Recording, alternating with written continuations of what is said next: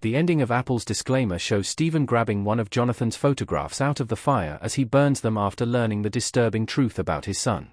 Cate Blanchett leads a talented ensemble cast of Disclaimer as Catherine Ravenscroft, a hard-working and acclaimed television documentary journalist out of London, England. Catherine's world unravels once a mysterious novel titled The Perfect Stranger arrives at her doorstep, bringing up memories of one of her deepest and darkest secrets. Disclaimer is based on the 2015 book of the same name written by Renee Knight. The majority of Disclaimer's episodes cast Catherine as a villain responsible for the death of a vacationing American 20-something named Jonathan.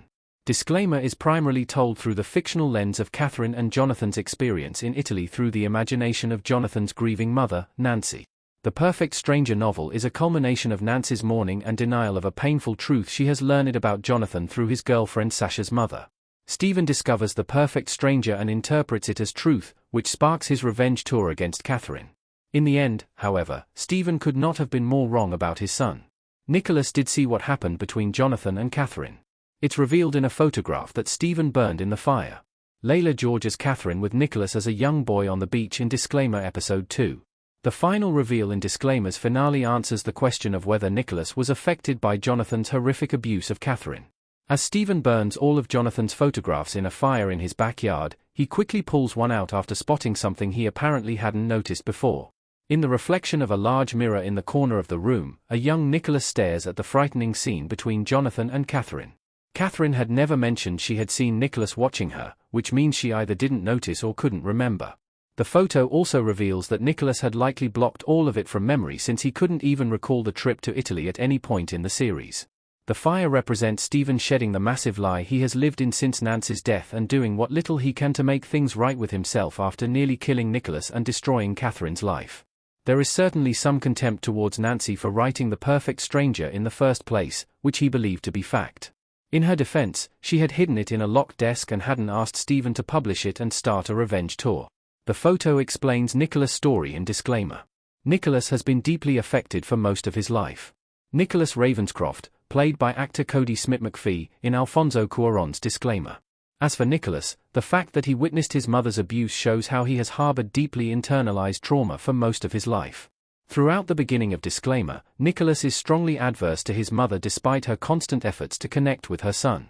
For some mysterious reason, Nicholas does not want to give his mother the time of day. This behavior might be typical in a high school-age teenager, but Nicholas is 25 and has struggled to find motivation and keep a job.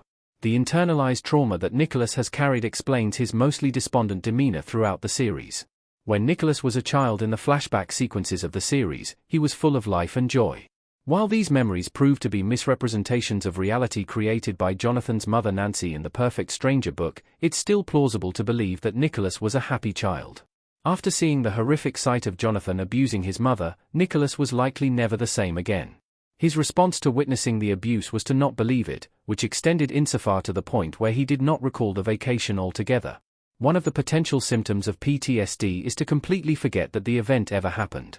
Disclaimer's ending is a hopeful one for Catherine and Nicholas. They are finally able to reconnect after years of unresolved tension.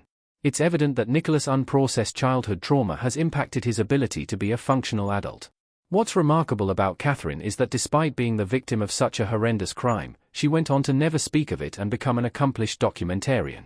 In addition to highlighting the various forms of violence inflicted on women by men, the series also portrays the different ways that individuals can respond to trauma throughout their lives. In the end, Catherine and Nicholas's shared trauma over the Jonathan experience builds a bridge between the mother and son, leaving Disclaimer on a hopeful note for the future of their healed relationship.